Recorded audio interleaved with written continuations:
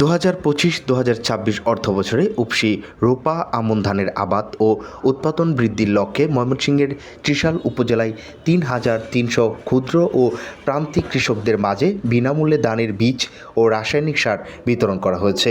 বৃহস্পতিবার 2 জুলাই দুপুরে উপজেলা পরিষদ চত্বরে উপজেলা প্রশাসন ও কৃষি সম্প্রসারণ অধিদপ্তরের বাস্তবায়নে এই বিতরণ কার্যক্রম অনুষ্ঠিত হয়।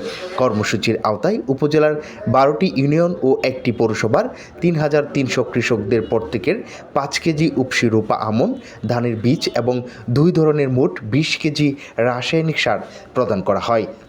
অনুষ্ঠানে প্রধান অতিথি হিসেবে উপস্থিত থেকে কৃষকদের মাঝে বীজ ও সার বিতরণ করেন ত্রিশালের সংসদ সদস্য ডাক্তার মাহবুবুর রহমান লিটন। উপজেলা নির্বাহী অফিসার আরাফাত সিদ্দিকীর সভাপতিত্বে অনুষ্ঠানে আরও উপস্থিত ছিলেন ত্রিশাল উপজেলার ভারপ্রাপ্ত কৃষি কর্মকর্তা হামিম জাহান, উপজেলা বিএনপির আহ্বায়ক এনামুল হক ভূঁইয়া, সিনিয়র যুগ্ম আহ্বায়ক আব্দুল মতিন, যুগ্ম আহ্বায়ক আনিসুজ্জামান মির্জা, জিয়াউল হাসান জামিল, আব্দুল আওয়াল ফরাজি, ত্রিশাল পৌর বিএনপির সাধারণ সম্পাদক মোশাররফ হোসাইন মিলন, ত্রিশাল উপজেলা কৃষক দলের আহ্বায়ক শফিকুল ইসলাম শফিক, ত্রিশাল থানার অফিসার ইনচার্জ মনসুর আহমেদ সহ স্থানীয় গণ্যমান্য ব্যক্তিবর্গ।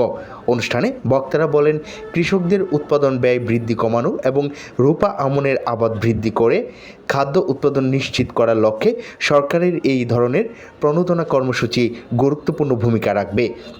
কৃষকদের যথাযথভাবে প্রণোদনার উপকরণ ব্যবহার করে অধিক ফলন নিশ্চিত করার আহ্বানও জানানো হয়।